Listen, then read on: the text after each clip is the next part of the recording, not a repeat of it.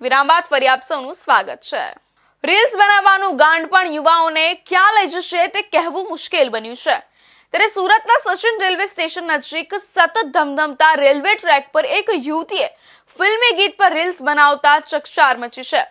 જીવને જોખમમાં બનાવાયેલી આ રીલ મામલે હવે રેલવે વિભાગ દ્વારા તપાસ શરૂ કરવામાં આવી છે।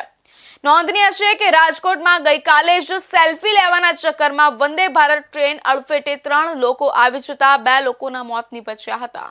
વાયરલ વિડીયોમાં સ્પષ્ટ જોઈ શકાય છે કે એક યુવતી સચિન વિસ્તારના રેલવે ટ્રેકની વચ્ચોવચ્ચ કોઈ પણ જાતના ડર વગર ચાલી રહી છે અને પોઝ આપી રહી છે। ઉલ્લેખનીય છે કે આ એવો ટ્રેક છે જ્યાંથી દિવસ રાત તેજ ગતિએ એક્સપ્રેસ ટ્રેનો પસાર થાય છે।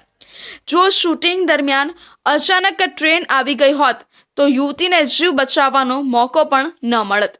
માત્ર થોડી સેકન્ડની પ્રસિદ્ધિ માટે યુવતીએ પોતાનો અમૂલ્ય જીવ દાવ પર લગાવી દીધો હતો। સ્થાનિકોનું કહેવું છે કે જો આવા તત્વો સામે દાખલો બેસે તેવી કડક કાર્યવાહી નહીં થાય તો અન્ય યુવાનો પણ આવા જોખમી સાહસો કરવા પ્રેરાશે। આમ તો આ વિડીયો સચિન વિસ્તારનો હોવાનું જાણવા મળ્યું છે, પરંતુ હાલ રેલવે વિભાગે તપાસ શરૂ કરી છે।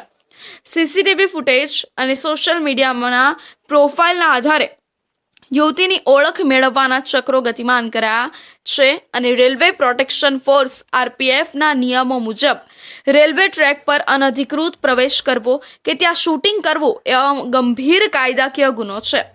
રેલવે એક્ટની કલમ 147 હેઠળ આ બદલ જેલની સજા અથવા આકરા દંડની જોગવાઈ છે।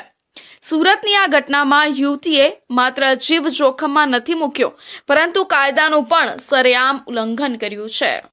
तो जैसा कि आप लोग ने वीडियो में देखा तो मैं बताती हूँ बात क्या हुआ। मैं गई थी एक दिन सूरत यानी सचिन स्टेशन पे, तो हमारे यहाँ से पास में है, तो वहाँ पे मैं पटरी पर एक सॉन्ग पे रील्स डाल दी थी। तो रील्स पता नहीं ना जाने कैसे आज न्यूज़ पे आई, वो कानूनी कार्रवाई है तो हमें इतना पता है, तो उसके लिए मैं सॉरी बोलती हूँ। जितने भी भाई वहाँ के लोग हैं, चाहे कोई भी वहाँ पे जाके वीडियो न बनाए।